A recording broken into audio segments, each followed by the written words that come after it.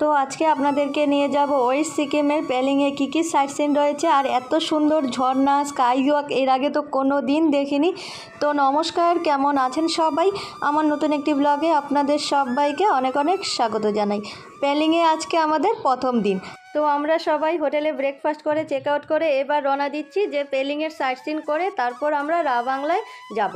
রা বাংলায় আজকে রাতটা স্টে করব। আর এই যে উনি তো এই যে সামনের সিটটা দখল করে নিয়েছে, ময়ূকের সাথে আর ভাস্করের সাথে বসে গেছে সামনের সিটে।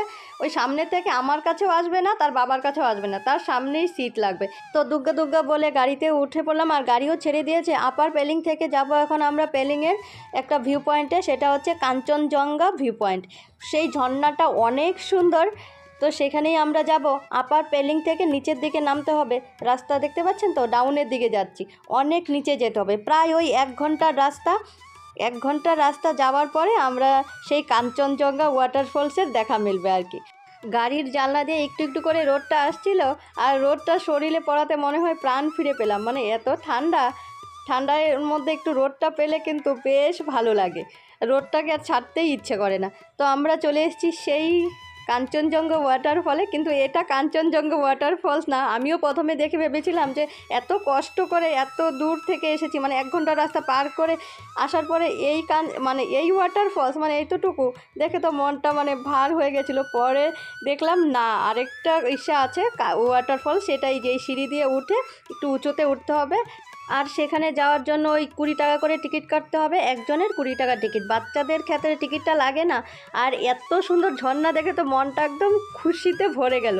মানে এত সুন্দর ঝর্ণা এর আগে কোথাও দেখিনি, মানে এর আগে অনেক জায়গায় গেছি ঘুরতে, কিন্তু এত বড় ঝর্ণা, এত সুন্দর ঝর্ণা দেখিনি। মানে বলে না মুগাম্ব খুশ হওয়া, মানে খুশি হয়ে গেছে মন। আপনারা যদি পেলিংয়ে ঘুরতে আসেন তাহলে কিন্তু এই ভিউ পয়েন্টটা মিস করবেন না। এই কাঞ্চনজঙ্ঘা ওয়াটারফলস এত সুন্দর, এটা কোনো সময় মিস করবেন না, আসলে এটা দেখে যাবেন। মানে এতটা দূর আসার পরে আপনার মানে ওই 1 ঘন্টার জার্নি সার্থক হয়ে যাবে আর কি, এত ভালো লেগেছে। তো এখানে কাটানো কিছু সুন্দর মুহূর্তকে ফ্রেমবন্দি করে আমাদের গাড়ি আবারও একই রাস্তা ধরে ছুটে চলল পেলিংয়ের মেন আকর্ষণ স্কাই ওয়াকের দিকে। তো আমরা ফাইনালি পৌঁছে গেছি স্কাই ওয়াক বা কাচের ব্রিজে, যেটা দেখতে বহু পর্যটক কিন্তু এখানে আসে। মানে পেলিংয়ের এটাই মেন উদ্দেশ্য আর কি, পর্যটক আসার, যে কাচের ব্রিজ দেখব। তো আমাদের টিকিট কাটা হয়ে গেছে, জনপ্রতি টিকিট নিয়েছে 100 টাকা করে, বাচ্চাদের ক্ষেত্রে টিকিট লাগে না। তো আমরা এখন টিকিট এন্ট্রি করে ভিতরে যাচ্ছি, মানে কাচের ব্রিজে কিছু সিঁড়ি উঠে তারপরে উপরে কাচের ব্রিজ। তো এখানে জুতো রেখে তারপরে যেতে হবে কাচের ব্রিজে। আর সামনে একটু জায়গা পেয়ে তোজো আর ময়ূক তো মানে দৌড়াদৌড়ি শুরু করে দিয়েছে। তাহলে চলুন কাচের ব্রিজের দিকে যাই। কখন থেকে আগ্রহে আছি যে কাচের ব্রিজ দেখবো আর সেই ব্রিজ দিয়ে একটু হাঁটাহাঁটি করব। তো তোজো তো একটুকুও ভয় পাচ্ছে না, তার বাবার সাথে একদম দিব্যি গড় করে হেঁটে চলছে। তো এক সাইডে রয়েছে কাচের ব্রিজ, আর কাচের ব্রিজের সামনেই কিন্তু খুব সুন্দর একটা বুদ্ধ মন্দিরটাতে একটু পরে যাব। আমরা যে আপার পেলিংয়ে ছিলাম ওখান থেকে কিন্তু এই স্কাই ওয়াকটা বেশি দূরে না। আই লাভ যে পেলিং লেখা আছে ওখান থেকে 10-15 মিনিটের রাস্তা। তো এটা একটা আলাদা অভিজ্ঞতা যে কাচের উপর দিয়ে একটু হাঁটাহাঁটি করছি, নিচে কিন্তু কী রয়েছে সব দেখা যাচ্ছে। এটা একটা আলাদাই অনুভূতি আর কি।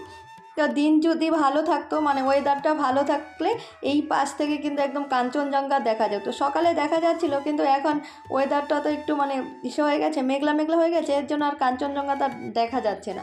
স্কাই ওয়াকের সাইড থেকে যখন কাঞ্চনজঙ্ঘা দেখা যায় তখন তো এর সৌন্দর্য আরও 4 গুণ বেড়ে যায়, কিন্তু এখন আর কি করার, ওই মেঘে পুরো কাঞ্চনজঙ্ঘা ঢেকে গেছে। ভারতের মধ্যে প্রথম কাচের ব্রিজ এটি। তো এটা কোনো রাস্তা না, এটা শুধু পর্যটকদের জন্যই বানানো, যে এখান থেকে বুদ্ধ মন্দির দেখা যাবে, আবার সাইডের ভিউ দেখা যাবে, আবার দিন ভালো থাকলে কাঞ্চনজঙ্ঘার সুন্দর ভিউ দেখা যায়, সেই জন্যই আর কি বানানো। তো কিছুক্ষণ সময় কাচের ব্রিজের উপরে কাটিয়ে চলে এসেছি বুদ্ধ মন্দিরে। আর বুদ্ধ মন্দিরে উঠতে গেলে কিন্তু অনেকগুলো সিঁড়ি পার করতে হবে, কতগুলো যে সিঁড়ি সেটাই ভুলে গেছি।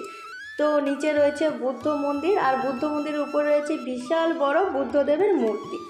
তো ড্রাইভার দাদার কাছে শুনলাম পেলিংয়ের 4টা ভিউ পয়েন্ট রয়েছে, কাঞ্চনজঙ্ঘা ওয়াটারফল, স্কাই ওয়াক, চিড়িয়াঘর, আর হচ্ছে বুদ্ধদেবের মূর্তি। তো আমরা 2টো ভিউ পয়েন্ট ঘুরেছি। বুদ্ধ মন্দির থেকে নামার সময় এই জায়গাটা কত সুন্দর লাগছে দেখুন, একদিকে কাচের ব্রিজ, আরেক পাশে রয়েছে পাহাড়ি পবিত্র ঝান্ডা। তো সেখান থেকে আমাদের গাড়ি কিছুটা দূর আসার পরে এই রেস্টুরেন্টের সামনে এসে দাঁড়িয়েছে, সবাই দুপুরের খাওয়া দাওয়া করবে বলে। তো এখানে সবার খাওয়া দাওয়াটা হবে, তারপরে আমরা এখান থেকে রওনা দিব রাবাংলার দিকে। তাহলে চলুন ভিডিওটি এখানে শেষ করছি। ভিডিওটি যদি আপনাদের কাছে ভালো লেগে থাকে তাহলে অবশ্যই লাইক, কমেন্ট, শেয়ার, আর যারা আমার চ্যানেলে নতুন বন্ধু তারা অবশ্যই আমার চ্যানেলকে সাবস্ক্রাইব করে নেবেন। আর যারা ফেসবুক পেজ থেকে দেখছেন অবশ্যই আমার ফেসবুক পেজটিকে ফলো দিয়ে রাখবেন। তাহলে আপনারা সবাই ভালো থাকবেন, সুস্থ থাকবেন। আবার আপনাদের সাথে দেখা হচ্ছে নতুন একটা ভিডিওতে।